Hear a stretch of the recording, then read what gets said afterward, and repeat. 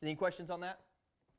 So one of the things that I know, when I was looking at like calories, because I want to lose weight, but I also want to, keep my endurance. Is I hear though if you start reducing like calories or start going towards myelin, you might actually lose some fitness because your body then has to readjust, being able to work off of a lower level of calories. Is that accurate? She's in my wheelhouse now. So let's look at this from a physiological standpoint. Okay, let's take away the weight aspect of it. So we have, and this is not even part of this brief, so we have basically two different engines in our bodies, aerobic and anaerobic. Who's heard those terms? Everybody heard those before at some point?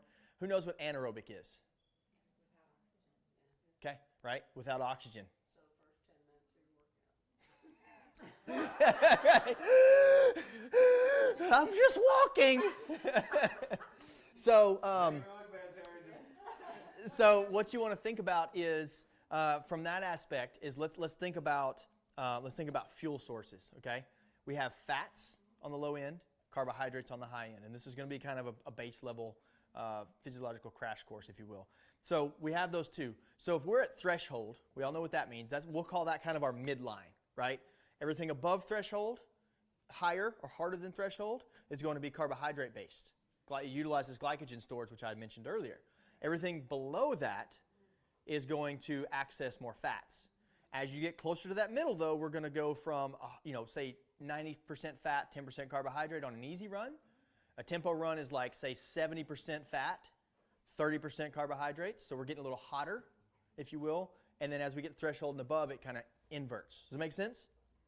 Yeah. Okay. So from there, and you don't need to memorize any of this, but from there, what you want to think about is, especially endurance athletes that are not doing 5Ks and 10Ks as their focus, we need to teach the body to default to fat, right? That's beneficial because gone, right? But also we have a more efficient engine. You have, and this comes up later on, I'll talk about now, you have, this is again not a memorization point, 400 grams of glycogen that you can access that is stored in your body at most given times, okay? 400 grams. Who knows how much that is?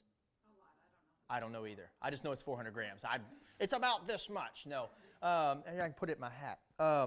And so you have this to access. So if you do today's workout, for example, today's workout may have cost 300 grams of carbohydrates, or glycogen rather. It could have used up 3/4 of your store, 48 to 72 hours to replenish that in your muscles and liver. Okay? Which is why if you did a hard set tomorrow, it's not going to be much fun from a physiological standpoint. Right?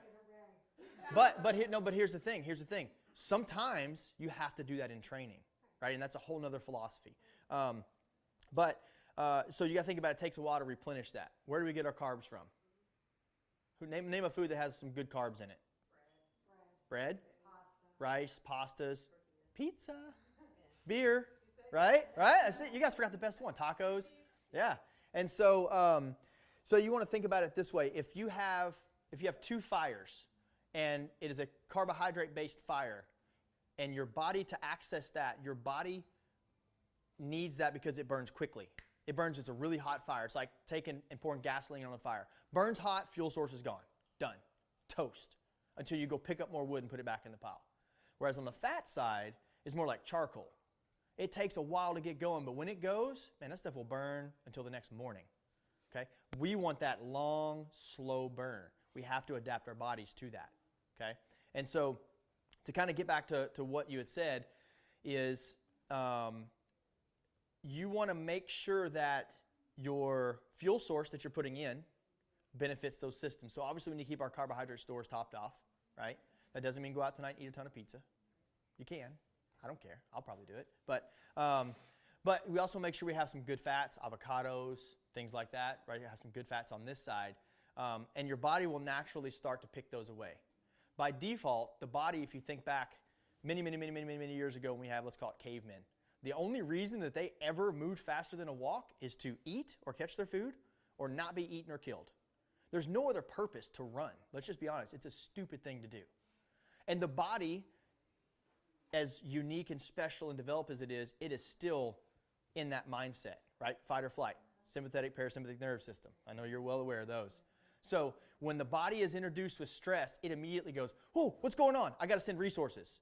adrenaline, blood, oxygen, everything that it can send out, it's going to send out because it doesn't know if its arm's about to get chopped off or if it might not catch that rabbit for dinner tonight. It's still prehistoric, if you will.